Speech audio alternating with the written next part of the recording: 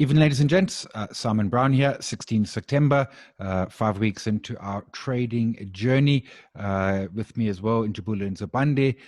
We will review trades, and Njabula will give us. We've actually had a quandary, which is how many trades is too many trades. And short answer, I'm not sure we have a simple answer. But Lex, can't have that there because then I can't find my buttons. There is good. If you got questions, drop them into the Q&A box. I prefer the Q&A is distinct from the chat, because the chat, I don't always notice that happening there. But if you got, certainly drop them in. That's all cool.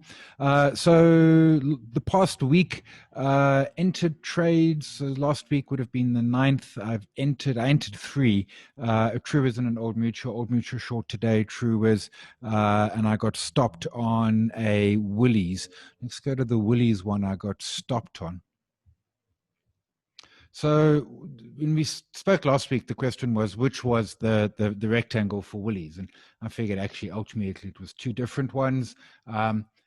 Confirmed on, that would have been Friday, late Friday, confirmed the trade. We had a massive run in SA Inc. last week. It sucked me into a couple of trades. Confirmed the trade on Friday, and then just reversed on us. Not helped by the Fashini update, but that be it as it may. The Woolies certainly was a legit trade. If I come to the Truers, Truers also got me in last week, Thursday, and then still in that trade, stopped a bit away. What I've noticed on both those 2 trades is you'll see that is my 200-day, just a simple moving average. Bang, hit it, pulled back. Woolies, bang, hit it, pulled back. And I know when I spoke last week, the question was, are rectangles continuation patterns? And truthfully, the jury's out. But is there a cunning way to perhaps bring a 200-day into the equation? In other words, either use it as a target or use it as a direction. In other words, if you're below the 200-day, you're looking for breaks down. And if you're above the 200-day, you're looking for breaks up. The other one that I got into today, and it ran quite markedly after I entered, as you can see from the dot. The Think Market app, Think Trader platform, shows you your arrow there. So Old Mutual, I actually initially changed this, and here's what, and I'm going to come to another one because it's a bit of dynamic. I had this at a higher, this channel was sitting more there, was sitting more there. It was breaking, not confirming, but then it sort of reformed the new sort of channel level, which was that level there, and has now confirmed. Yesterday was closed. Today we're short of it. It's a massive target on this one. Downside target is Old Mutual, R7.80. What is that target? Essentially the height of the rectangle down from my green line, which is the 3% below. The other 2 trades I'm in, Liberty, I've now been in this trade since 2nd of September. Actually, I'm quite liking it. It's heading along. A couple of points to it. We're below the 200. We came in from down, so it's continuing that trend there. So we'll see in time. We entered the trade way back there, as I said, 2nd September. It's rallied, and now it's gone back down. You note on that rally is it didn't get back to breach what would be that green candle, which would be the recent sort of high in a sense, and now heading lower. If we can break down through those levels there, now we've got lower lows in conjunction with with lower highs, and that means that the trend is nice and firmly set. And then at that point, so my stop is sitting at 61.90. If we break those levels there, I'll move my stop down to about the 60.50 level. In other words, just above that high green on that candle there, bring that stop down. I was crunching some of the older trades. Let me quickly go to Aspen. Let me do this how Njabula does it, because that's way smarter. Remember, we were short Aspen. That was where I shorted. That candle there was my short candle, engulfing candle, everything going nice, moving down. And then my stop loss ended up being around the 141. In other words, I just moved my stop loss too aggressive. The question is would I, should I have left it there? Would I have moved it to there? There's some debate to it. But I mean, as I said last week, came into this fairly cold and in a sense, learning as we go. I mean, all I brought to this was risk management and discipline. The positioning of stops and stuff is something which, this is a process which over the 4 months from beginning of August through to December is to refine and ultimately get this to a place where in 2021 we're off to the races and trading. So I might have been too aggressive on that Aspen stop. We'll see in time. I mean, on the Aspen stop, absolutely I was. Is that a lesson to everything? Should I take it to all the rest as well? Questions around that. Distill. So Distill, why am I into Distill? Now I can't remember why I even entered that trade. I'll go find it on my notes. It was a bullish engulfing. There we go. Thanks, Njabula. Oh, yes, there it is there. That's why you have notes, you have a friend like Njabula. The Distill's moving. Actually, Distill had a fairly good day today. So the Distill trade is it's trending in the right direction. I mean, it's moving along. It's going slow. I remember right up front in the sort of early weeks, there were two issues I wasn't sure of, which I've now cleared up quite conceivably. The one is how many trades. And I initially, from my old days of trading, 4 or 5 live trades at a time. But I was just chatting before we came live with Njabula, and actually I'm running higher numbers. At the moment I'm on 5. But that's because I can fire and set and forget. Stick it in, no worries, everything happens, all is good. My exits are there, both at profit and at stop. Which then pushes that number to a higher one. We've got a question we'll throw to in a second. The other question was, how long will these trades take to play out? And the short answer is they're playing out a while. I mean, on this Liberty trade, my cost is already sitting at $2.11, which is small. Profit's $58. It's not significant, but certainly, if you are in a rectangle position for from March through to September, 1, 2, 3, 4, 5.5 months, that play down to the lower level is potentially going to take, it's not going to be measured in days. It's probably going to be measured in months. Will it take 5? Maybe, but it's going to be a slower process, and that's fine. I'm perfectly comfortable with that. A couple of others I was looking at. I want to pull the Goldfields chart because here's something where I was betwixt and between. So here's how I had drawn the Goldfields, and this is I need to get rid of the crosshairs. This is the challenge I'm having on some of the charts, which is where do you draw it? So there was my initial space where I would have drawn my candle, and in fact I only included that. So I basically just pulled in that space there, not exactly, but more or less that was going to be my rectangle. And then it started to break through, and you can see the blue line would have been my entry. And I thought, but hang on, there's that there. Is that just not a badly drawn candle, a badly drawn rectangle? And how much more sense to actually pull it back to there and then pull it up to there and actually make that my candle, then remove that line. Sorry, not a candle, a rectangle. And is that not a better looking rectangle? And then we can debate those little bits there. I'm a big fan of closes. That red candle will be on the close, the green candle will be on the close. So I'm comfortable with that. We could even, perhaps move it up a smidgen there. But then I haven't got many touches at the top. And that comes to then the where to position, where to stick them. What you will note, if I go to that page there, 2 things I've adjusted here. So there's all the video links. Someone was asking me today where the video links are there. I've added a risk calculator. That's just for me. I was doing this in a notepad and math in the head, and I thought, let's actually add a proper risk calculator. I've made my watch list better. Remember I commented last week that actually I'd missed 2 trades. Well, rephrase it. I'd missed 2 profitable trades. I might have missed some losing trades because, of course, you don't notice the losers that you don't take, but you do notice the winners that you don't take. So I'm keeping that much more up to date. The Old Mutual is now officially done. You can take that one out. The Goldfields, I need to adjust my levels, but that then keeps me, and I know what I'm looking at. So the other ones to look at is IMP, is Growth Point, is Sabanya and DOD. So these rectangles formed are the lower ones, and then the ones that are actually breaking out, that are actually starting to show us some action. So DOD's, Sabanya, Growth Point, and Implats. There's my Implats. You can see what happened in Implats. So here's an intriguing question. It broke, but it never closed above my level, which is 178 to 64, give or take a few pennies. We're coming into it from the right direction. We're above the 200.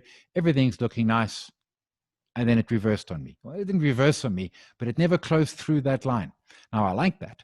But where does this leave me now in this environment? I mean, is this still live? In other words, if it goes through the 178.65, am I in the trade? Or is this now moot, in which case I need to adjust my specs and everything, and adjust my rectangle?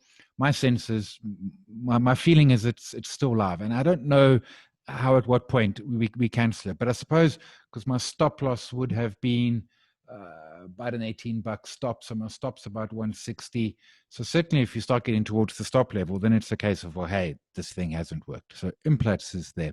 Sabanya was looking, booging along, but then it's come back inside. It looked like it broke. I readjusted. We leave that there for now. The other one is Growth Point.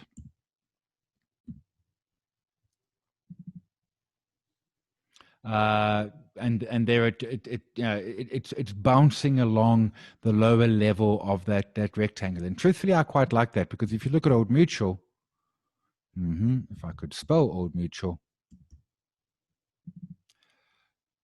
did the same.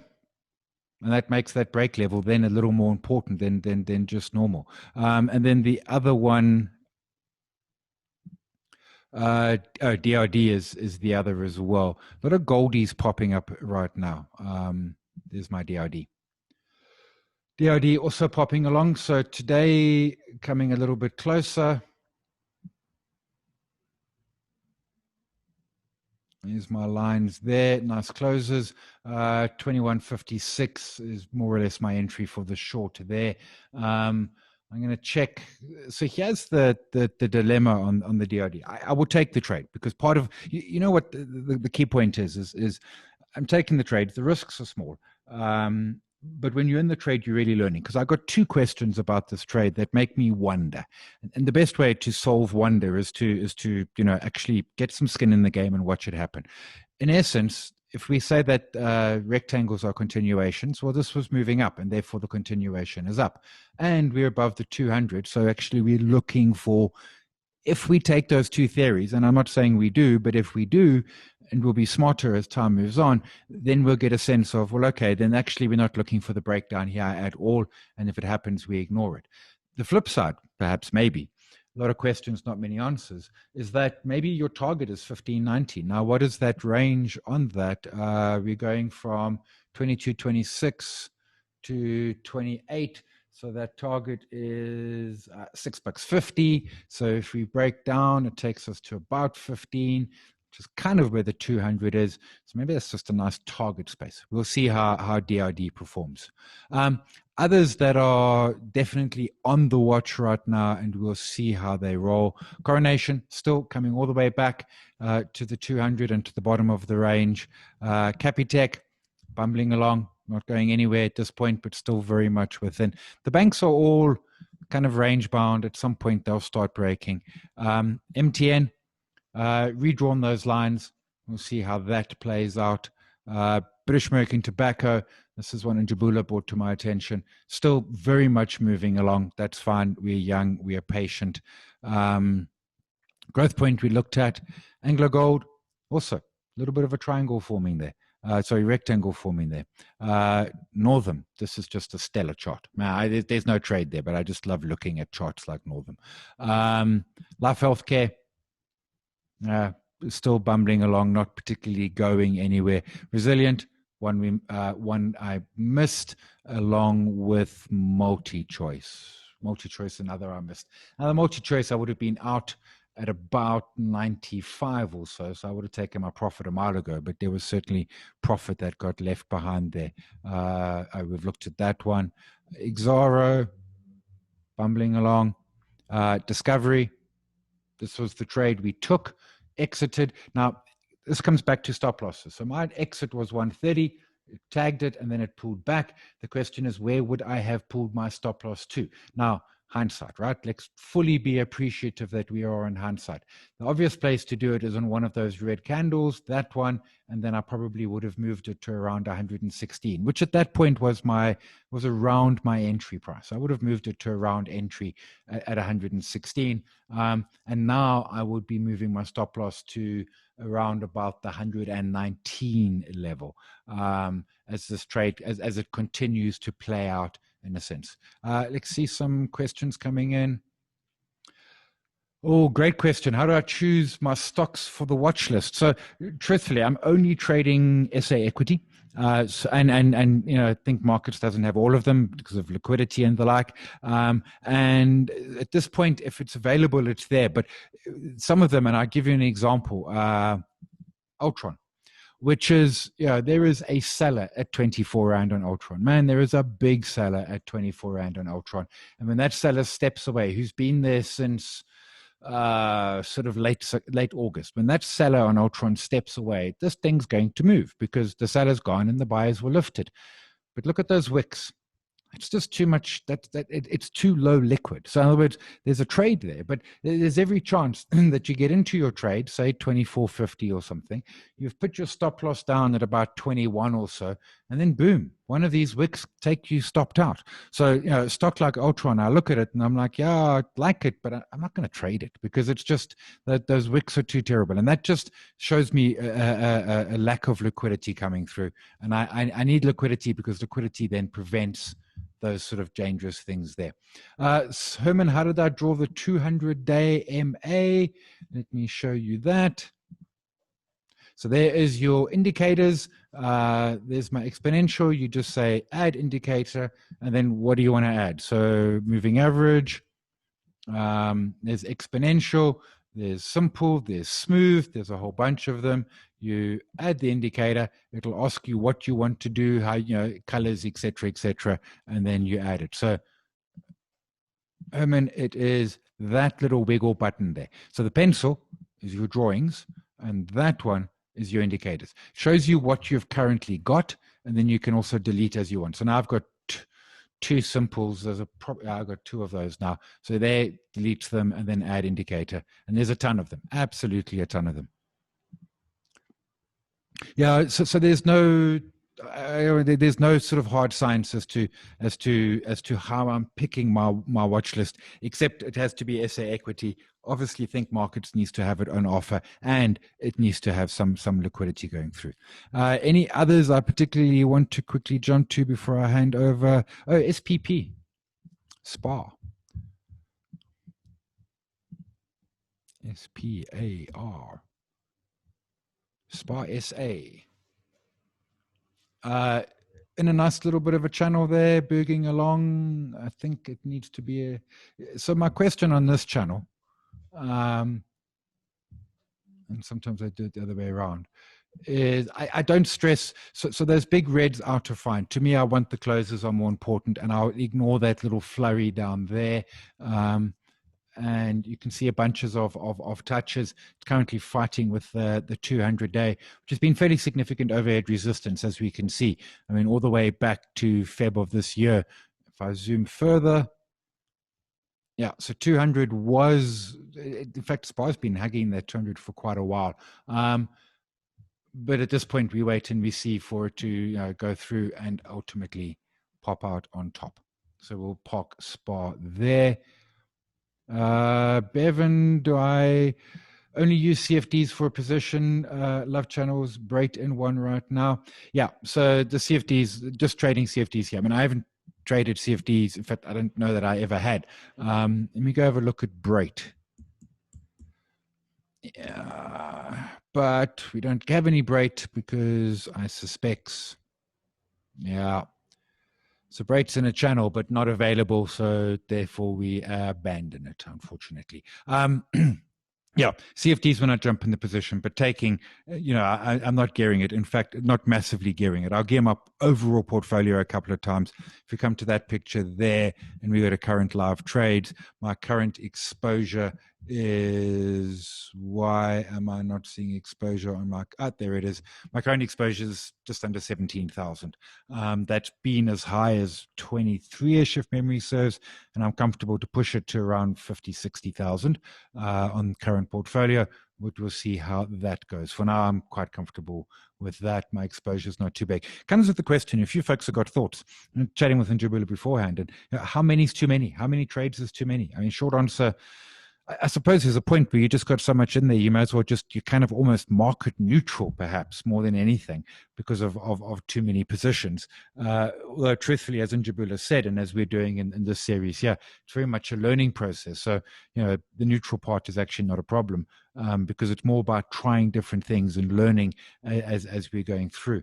Question that came to me on the Twitters earlier today, how long before the system starts to make profits? And so I'm doing more trades than I thought. So we are learning faster than I thought. But my expectation was, my hope was by the end of the year.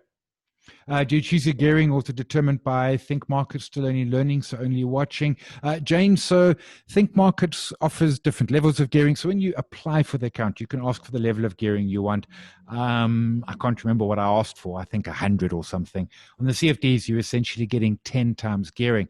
But almost in a sense, I'm not actually bothering with the gearing part at all. All that Think Markets does really for me is two things. They let me go short, and that's hugely important. Don't get me wrong. The ability to go short is massive. And then they lend me some money. So I can take my initial portfolio, my 20 odd grand, whatever we got at the moment, and I could technically turn it into 200. I never would. And this really is just a case of, so, for example, on the Distill, my exposure is 5,700 Rand. That's what my actual exposure is. But I've only put a deposit down of 570. So technically, I've got 10 times gearing on that, but I'm not driving the big gearing. That isn't massively the point here. And I know we always look at gearing, but it's the same when I trade indices. To me, it's about the points rather than anything else. So Think Market says to me I can have 10x gearing, which means I could technically take my portfolio to plus 200,000. I would never do that. If you go to the link there, justoneapp.com/think markets, you'll see a couple of videos I did. Some of them, different series of them, but there's one in particular about Trading 101, and there I delve a lot into the gearing and that process there. Njabula, I'm going to hand over to you because time is flying already. I tend to talk a lot, but then I am a talker. But let's hand over to Njabula. Let's get his update for what's been happening on his side.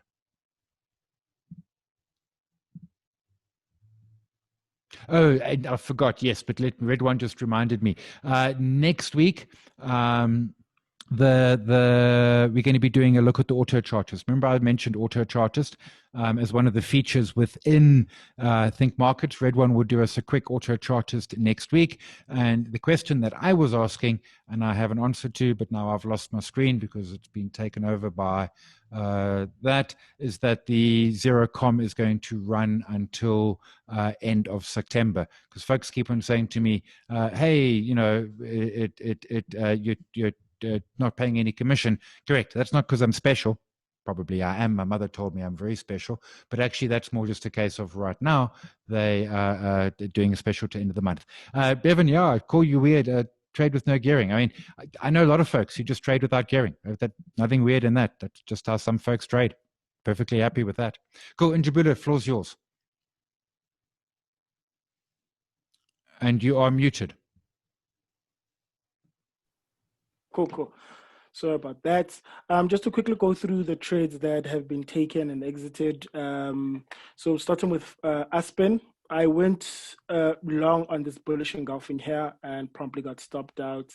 I had my stop just below the low of the bullish engulfing here. So I had it at around 125 oddish there, and this candle here took me out on that trade. I think probably still am quite bullish on Aspen, probably on the break above the 150-ish level there. And then Investeg.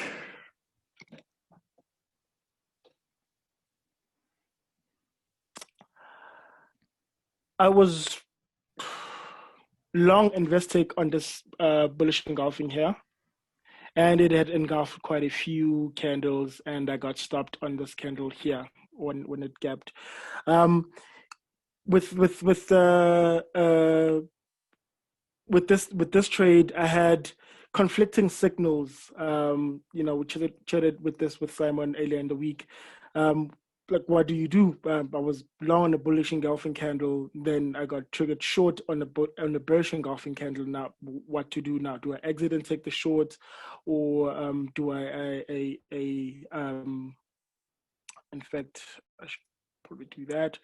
Do I exit and take the shorts, or do I just let it stop me and just do that? I let the trade stop me, and the reason for that was I then went on the weekly chart and zoomed out and tried to look for the trend line there, which was still holding very, very well on the weekly chart. So you want to trade on the side of least resistance, the support line, which was quite significant on the invested share price. And as we chatting now, we have another bullish engulfing candle, which I should probably take above the high of the engulfing candle there. Yeah, because because the trend line still holds. When you're looking at the weekly chart, the longer term trend line still holds quite well. With Discovery, not a trade that I closed. It was a partial close. I had 13 shares on it. I closed a third. I took 3 shares of the table. So I entered here on this nice triangle pattern here. When it broke here, I then entered as this arrow suggests here, and I took some of the profits when it hits the height of the the height of the triangle. I took a bit of profit there, and I was triggered to re-enter the trade to add on the position with this bullish engulfing candle here because it's in the direction of the trend. We have some wind behind. I have some wind behind me, but then that bullish engulfing candle failed because we had a close below that engulfing candle there. So what I'm looking at here, perhaps this is just a retest of this resistance level there. This is just a retest and there's nothing to worry about, but these red candles do worry me slightest bit. And a very expensive mistake that I had was with ShopRite. I prematurely moved my stop to around the 128 to 127 level, if I remember. Yeah, around the 127 level, and then I got stopped, and this thing went back into the right direction. But we live and learn in this world. And I was short on First Rand.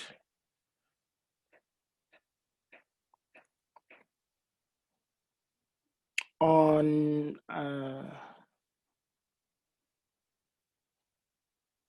now I can't remember why I was short First Rand. And I Journal it, dude. Always a journal. it was a head and shoulders pattern. That's right. Yeah. Yeah, it was a head and shoulders pattern, and I got stopped out there. Yeah, journal helps quite a lot. And also, lastly, I think the last trade of the past week was this cam.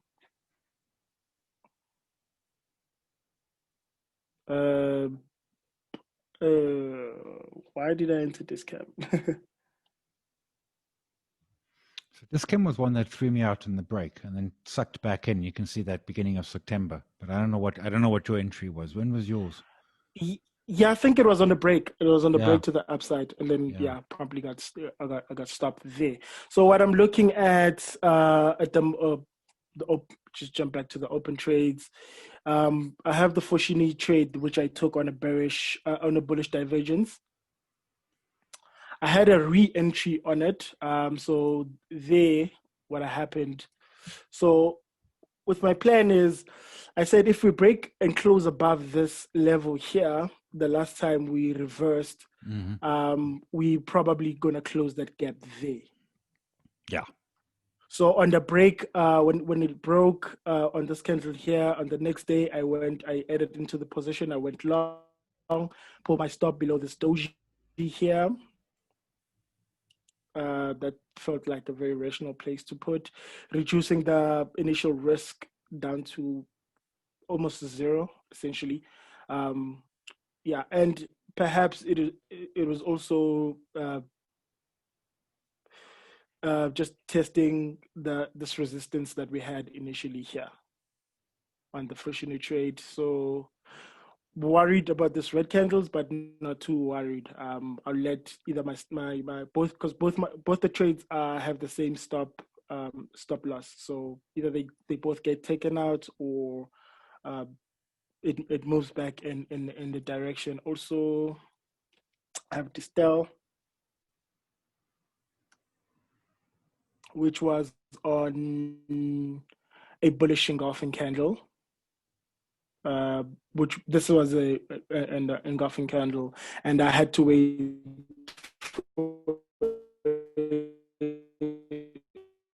for, for the price to trade above the high of the engulfing candle, which got me as we wait for that. And then with Remgro, I've been looking for a reversal to close this gap here for a minute on Remgro, probably possibly an island reversal as well. But with island reversal, especially of this big, you can wait quite a long time waiting for them to pan out, like the one with Stasol. So I entered on this bullish engulfing here Hmm. above the high, and then I got taken in. Uh, yeah, it's been muddling along. And even what looks like a bullish flag is not bullish enough for me. And this trade is not, because I want my initial trade to be in profit, such that my stop will either be at break even or better. I don't add into a position where my initial stop is going to be still in the negative. Hmm.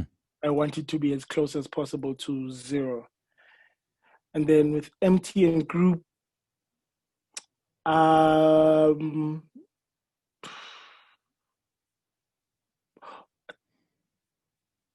hmm, where are my notes?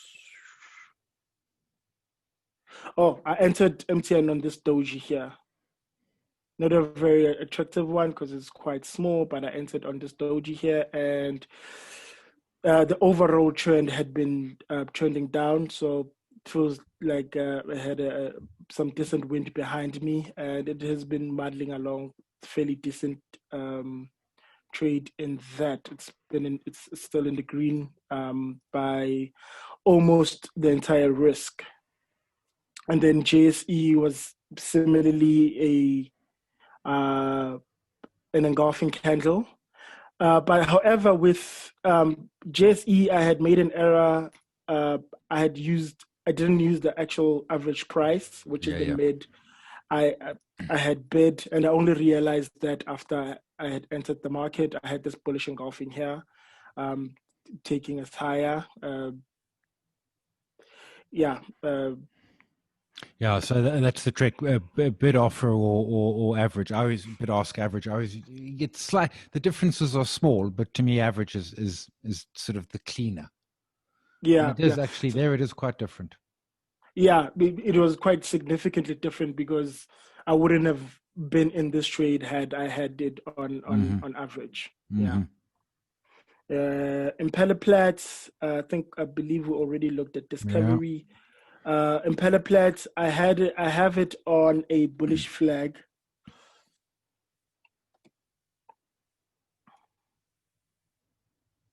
I had this flag here, Okay, the breakout. Yeah.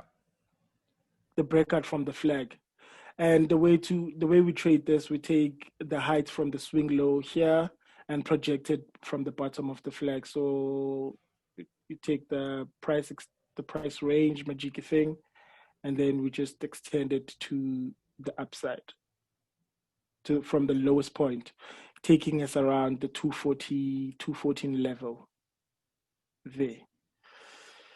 So again, the conflicting signal, which I ignored because the trend was clearly on the upside, and I'm already on a long position, and neither my stop or my take profit has been hit, so I'm ignoring this bearish engulfing candle Yeah. here. So, I mean, when I'm in a trade, when I get a conflicting signal in the other direction, I either ignore it. I might tighten it a bit, but I just otherwise ignore it. Yeah. Otherwise, I find myself getting whipped all over the place. Yeah, yeah, yeah.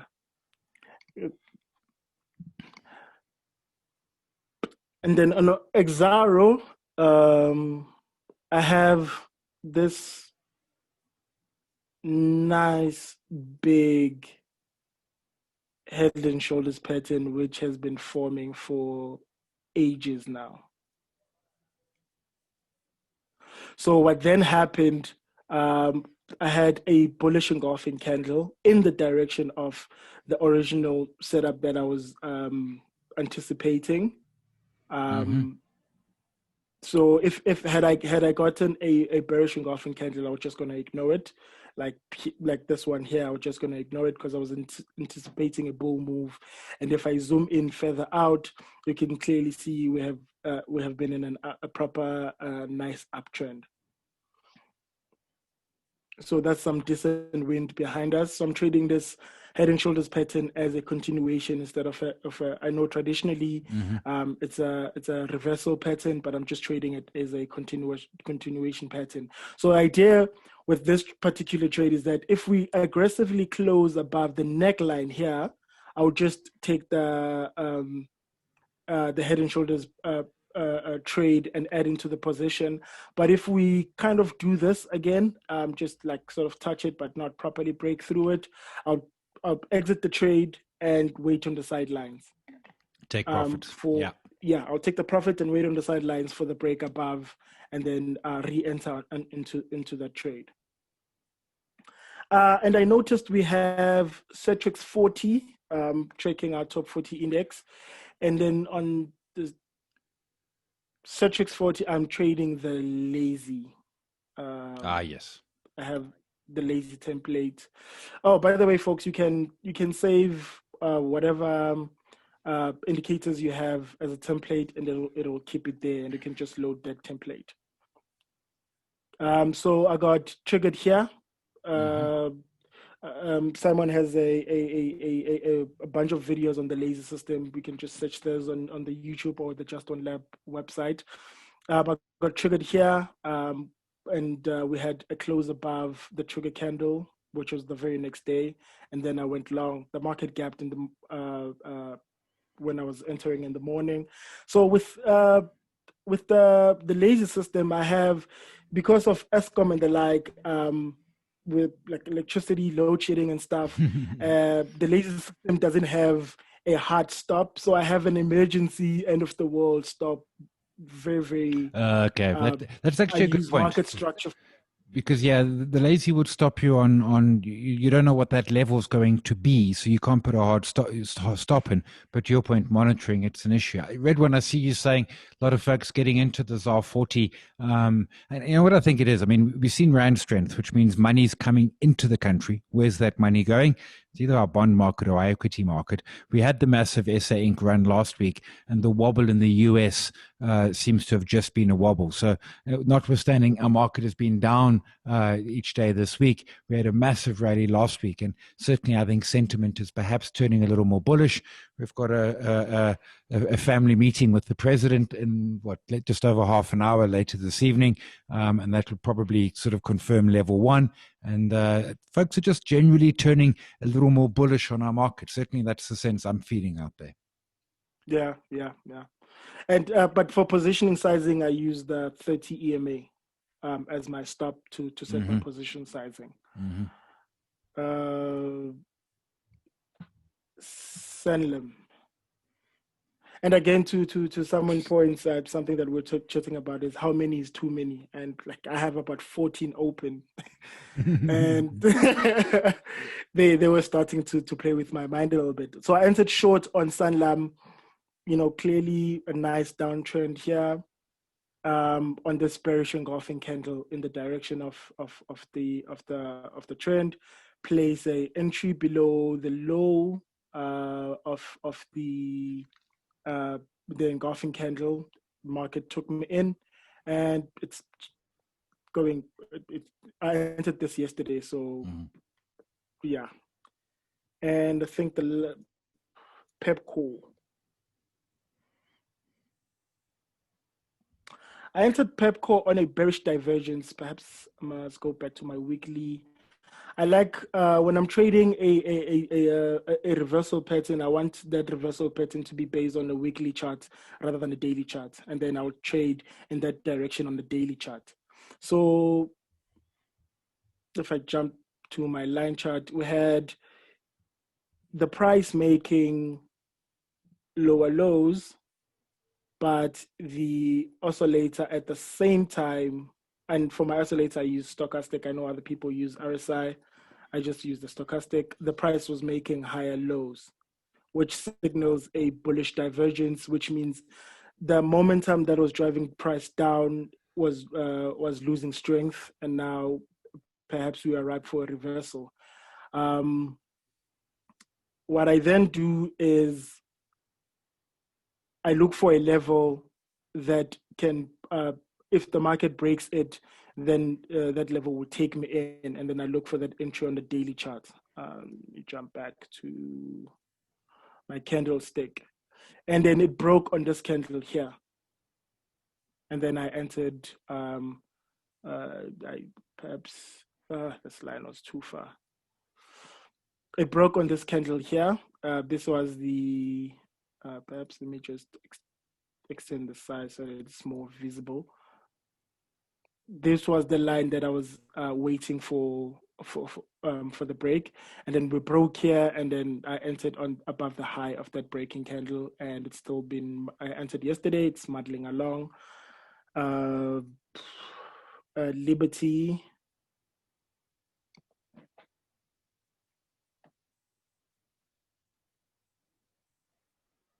Liberty was also a bearish engulfing candle. Okay. Yeah. And lastly, Mondi. Man, I just realized I even haven't gone through the trades that I'm looking at on the sidelines. Mondi, let me see. Oh, Mondi was a falling wedge. This nice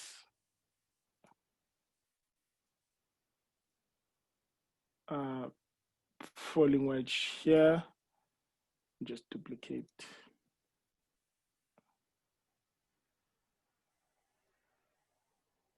that line there. So actually it broke on this red candle, but I'm not gonna go long on a red candle. So I waited for a green candle, in my case blue.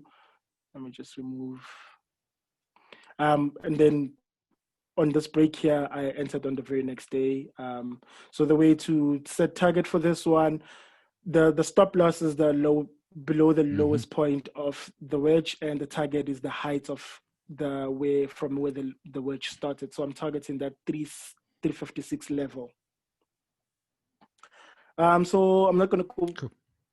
Yeah, stocks that I'm looking at the minute.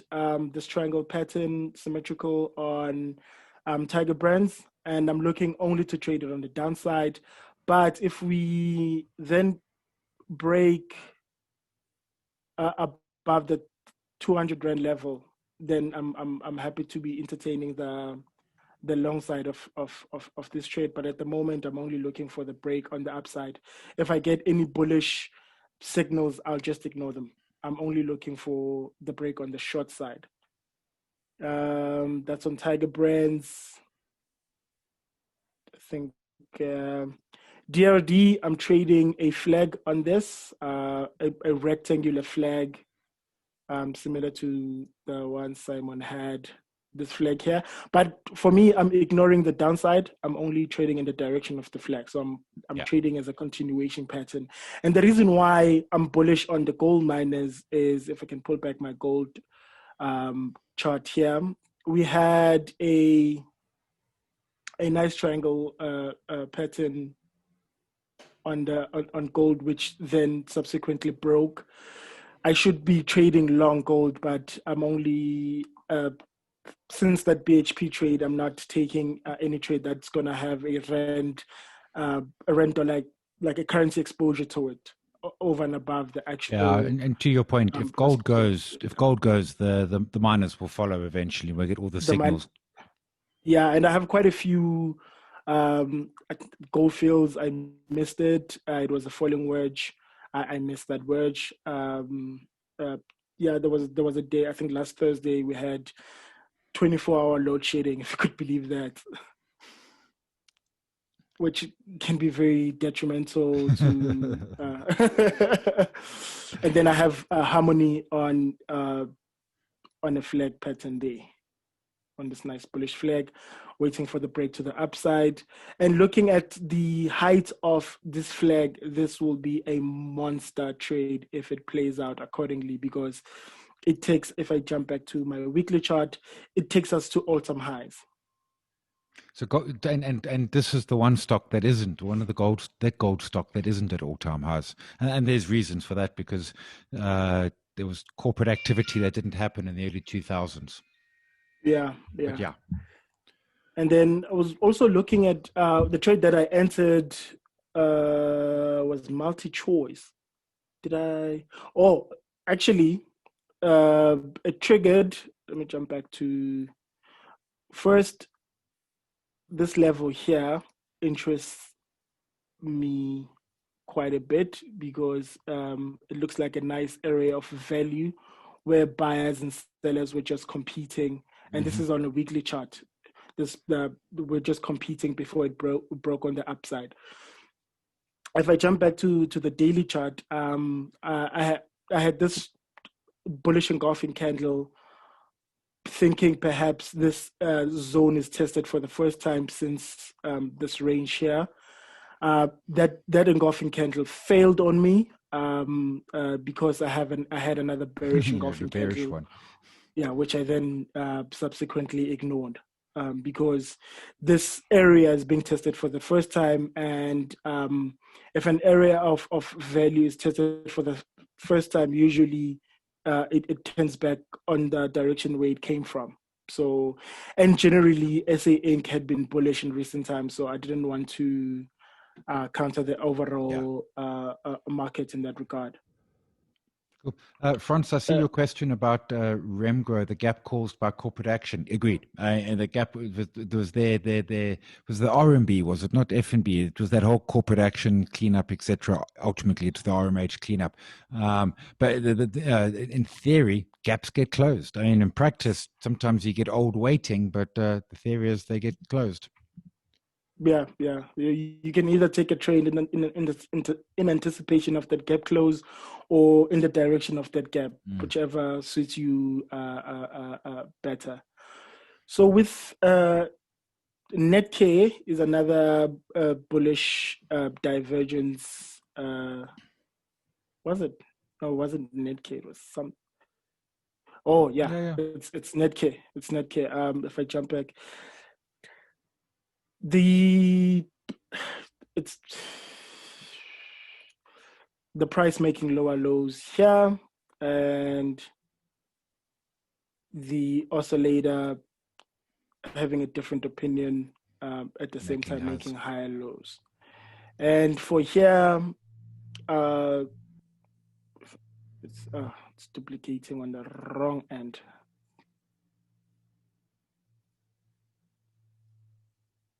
I'm looking for the break above um, these closes there on the daily charts. Okay, that's your trigger for the divergence. Yes, yes, yeah. If we break above this level here, I want to be long. Initial target is that zone there, that 19 rand level there. Yeah. And as for the stop, I would have to wait for the break to happen first before I can make that call, because I can't make a call on a stop while all of this is happening. And I believe you went through Old Mutual, which I'm gonna enter tomorrow. Yeah, Old Mutual. Woolies, I believe I have it on a bearish flag. I'm quite bearish on Woolies. This is a nice bearish flag, and if I take the height of this, The flagpole. the flagpole, Dude, it goes to man. zero. I think it targets the flagpole targets these low levels there at around 8 rand or so, which is quite scary if you think about it. I think that's the price I first paid for Woolies, is around 8 rand, all the way back there in like 2000 and something. Yeah, 08ish. Yeah, well, yeah, just before just after the market crash. Yeah. Interesting. The market crash is just a blip. Yeah. Relative to what subsequently happened. Cool. And we'll park that there for now. We're running time. Let me take that. What am I trying to do? I want that one there. Couple of questions. So some of the stocks, I mean, so it depends who's looking at them. Is my screen back? My screen is back. Joe, you're asking Coronations, you're asking MTNs. I mean, those are on my chart. I mean, Coronation is the one I've been watching forever. It's back at its 200-day. I don't know where it's going, but this thing, like yowza, those lines are so massive, and it looks similar on that. It's back at a 200-day. Truthfully, I'm looking for a break up, but we'll see which way it breaks. MTN, I've just got it back in the zone. Back trading. 200 acted as massive resistance. Sasol, same story. Let me do this the simpler way. Sasol, back in the zone. If I update that, just trading sideways. Adjusted that for the kick out, but otherwise it is still just trading sideways. And Telkom, Telkom's not one. And Telkom for me, I mean, it's drifting along. I mean, nothing wrong with it, but there's nothing sort of standout. I'm looking for rectangles. I'm not seeing anything there that particularly shocks. There's a bit of sort of supportish, obviously a bit of a buyer at that sort of level there. But the trend has been down, and certainly the 200 has been quite hectic. Anonymous, yep, loving in Jabula's work, agreed with that. Shane, what defines a stop limit? Sometimes I feel I can forego a part of my overall profit. I only have a few active orders. Is it a factor of patience or your loss appetite? It's probably a bit of both. I mean, and certainly, and it's the one thing. I mean, patience is huge. I mean, it's sitting and waiting and small little moves and nothing thrilling happening and going slowly. Lots of patience coming through this. Aspen and Sasol have both dropped since my trades, 137, 139. And so Sasol's still in that range. Distill, yep, Distill also been going sideways. I'm in Distill. I took an engulfing on it, but at this point, it's absolutely range bound. Now I've got this large triangle here, but actually there's even a smaller triangle that is starting to form at that particular point there. I'm in a bit of profit in Distill, $100, not, but it is, and it'll happen. Stocks will go almost nowhere forever in a day. And the one that I keep on referencing back to, and it's not necessarily the best example, but it's one that springs to my mind, is British American Tobacco. And I'm looking for it because I can't spell it. So let me try and spell it. BRIT. There it is. Yeah. That stock has been going nowhere since middle of July. And getting stuck in something like that is absolutely a brain suck, because a few things are happening. It's costing you, not necessarily a lot, but I mean, my Distill cost is $4 already. 4% of the trade profit so far, and they bumble along and take you absolutely nowhere. Which is why you always want, and Njabula's been using the phrase when we've been chatted through the week, is that wind at your back. So you need something to really kick it, to really get it going, to sort of inspire that trade and to get it happening. Yeah, similar story with Coronation, has been stuck in that range for forever and a day now. Yeah. And what you can do, and certainly in the case of Coronation, and Coronation's a great example here. Coronation, right now you can trade that range, although it's not ideal, but certainly buying on the 200-day moving average, which also happens to be the bottom of the rectangle. That has been holding. So there's a space there. And that's again a strategy, not the strategy I'm using, but it's out there, and that's in part the beauty of trading. Let me just see if there's anything up. There's some chats coming through. Anything running there? Cool. Touched on that. Yeah. So next week, auto chartist. We'll get Redwan or his colleague will come in and do a quick 15-minute on auto chartist. So Njabula and I will keep our sessions a little bit shorter. Njabula, anything more, or are we done? We can go listen to our president in half an hour. No, that's it on my side. Cool. Ladies and gents, everyone stay safe out there. The video will be up shortly. Contact details for Think Markets. If you've got questions or anything, you want to hit them. 24/5, which means they don't work weekends. That's fair enough. Can't argue with that logic. And stay safe. We will be back again next week. Remember, mails go out on the weekend, just updating, etc. And we will be back next Wednesday. This video will be online, and it'll be in... no, man, I don't want to open that. I dropped the link, will be in this part of the spreadsheet, probably within the hour, or the Zoom will send it out later. Sorry, now my backup drive is suddenly there. But we'll park that there. Njabula, I appreciate your time. Ladies and gents, Redwan, everyone else, have a great evening. Hopefully we get some more good news from our president. Cheers all. Cheers, everyone.